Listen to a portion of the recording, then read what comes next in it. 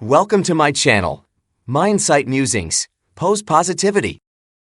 Friedrich Nietzsche, the renowned German philosopher, believed that everyone has the capacity for greatness, but that, like most people, they will likely allow their own sloth to destroy it. Furthermore, since most people behave in this way, and since you are most likely to be among them, statistically speaking, you will undoubtedly allow your laziness to destroy you. In Untimely Meditations, Nietzsche wrote, "When the great thinker despises mankind, he despises its laziness. For it is on account of their laziness that men seem like factory products, things of no consequence, and unworthy to be associated with or instructed. The man who does not wish to belong to the mass needs only to cease taking himself easily. Let him follow his conscience, which calls to him. Be yourself. All you are now doing, thinking, desiring, is not yourself. Being true to who you are is the best way to stand out from the crowd of average people, as Nietzsche makes abundantly evident. This may seem like the hardest thing in the world to do. Growing as a person and becoming who you are the same thing, but Nietzsche thought that most of us would end up as the last man, someone who has grown so sluggish and comfortable that progress itself has become a burden instead of becoming who we are. In Thus Spoke Zarathustra, he wrote, "They still work, for work is entertainment, but they take care the entertainment does not exhaust them. Nobody grows rich or poor anymore. Both are too much of a burden. Who still wants to rule? Who obey? Both are too much of a burden." Nietzsche feared that we would become a population of last men, so infatuated with comfort, leisure, and entertainment that progress itself would be felt as a burden. For the last man, everything and anything that requires effort is a burden. Therefore, you will unavoidably lose your greatest potential and turn into a last man if you place a higher value on comfort and pleasure than anything else.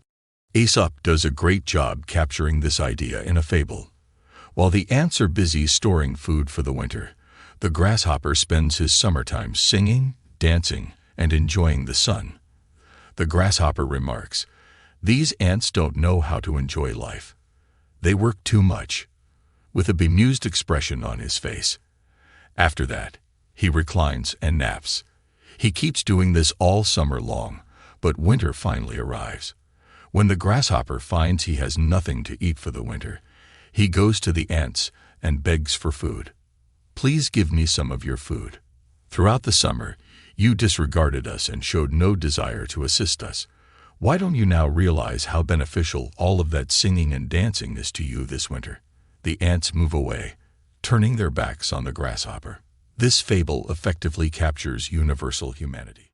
Many people live like grasshoppers, sacrificing their future for the present moment while indulging in comfort and sensual pursuits. And last, they are forced to beg the hard-working ants, or in our case, humans, for help when calamity strikes. If you don't want to become like the grasshopper, you have to fight the urge to put comfort and pleasure first. When you do, you start to lose motivation and start putting the present ahead of the future. But laziness ends when one understands how important productivity is.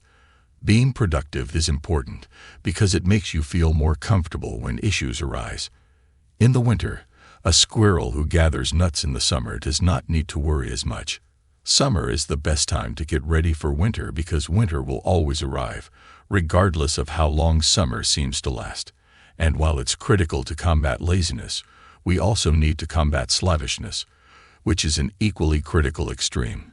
Just as it's crucial to avoid squandering all of our time in luxury and recreation, we also need to avoid working nonstop. If progress isn't enjoyable or doesn't help us reach our full potential, what good is it?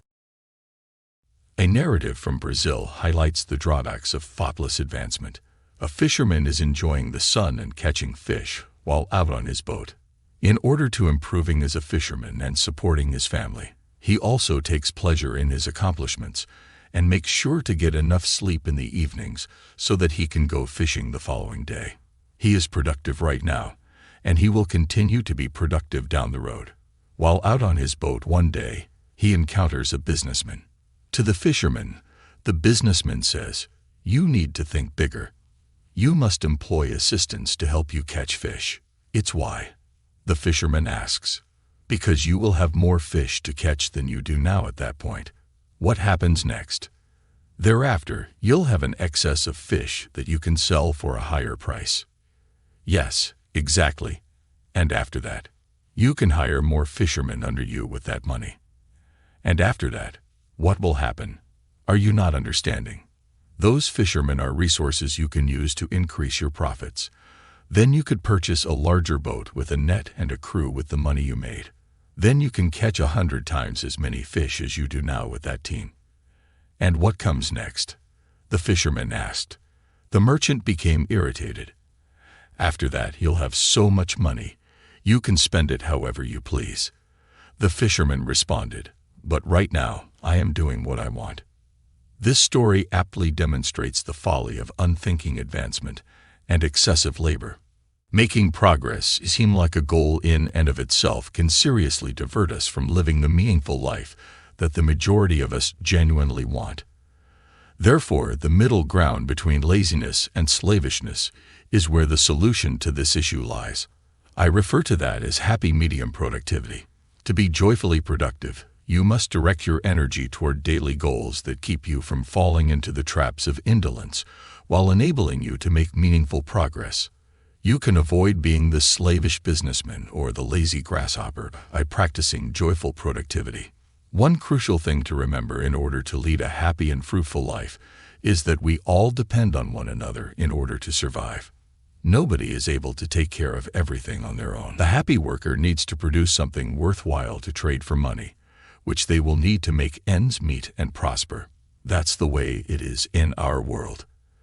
And concentrating all of your energy on a single area of mastery or expertise is the best way to produce something valuable.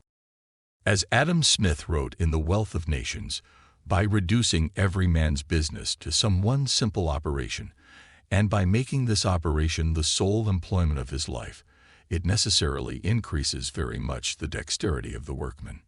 You can become an expert in something when you devote all of your attention to it, and you can produce valuable things once you've mastered your craft. Additionally, you can trade valuable items for cash when you make them. How do you choose just one field of expertise? You will only be able and willing to invest the enormous amount of time and effort required to become a master in any field, if it is something you are interested in and passionate about. In his field, ultimate judgment is a must for a true master. One of the greatest samurais in history, Miyamoto Musashi, had to be able to determine which sword strike was the best to make next. Leonardo da Vinci had to decide which paintbrush stroke was the best to use next. In his concertos, Mozart had to choose the next best note to play. An obsession with the art is necessary to develop the kind of discernment that a master has, the ability to distinguish between minute details that the average person doesn't even consider in his judgment and taste. When you find your passions, you can put an end to both slavishness and laziness. And as Nietzsche said, let the youthful soul look back on life with the question, what have you truly loved up to now? What has drawn your soul aloft? What has mastered it, and at the same time blessed it? Set up these revered objects before you and perhaps their nature, and their sequence will give you a law, the fundamental law of your own true self.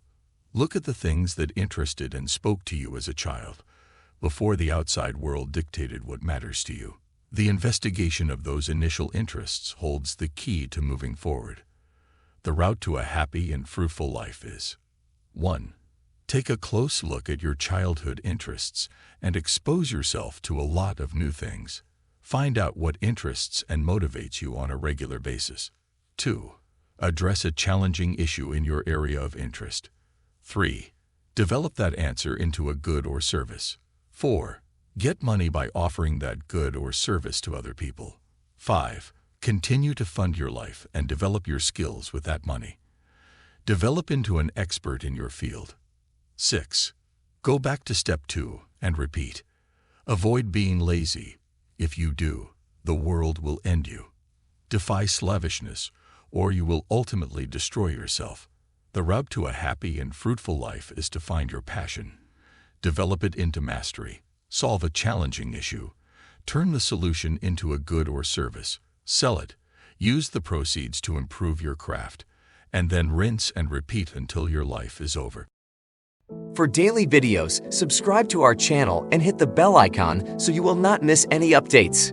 Like, comment, and share our content, and let us know about the feedback. Thanks for watching.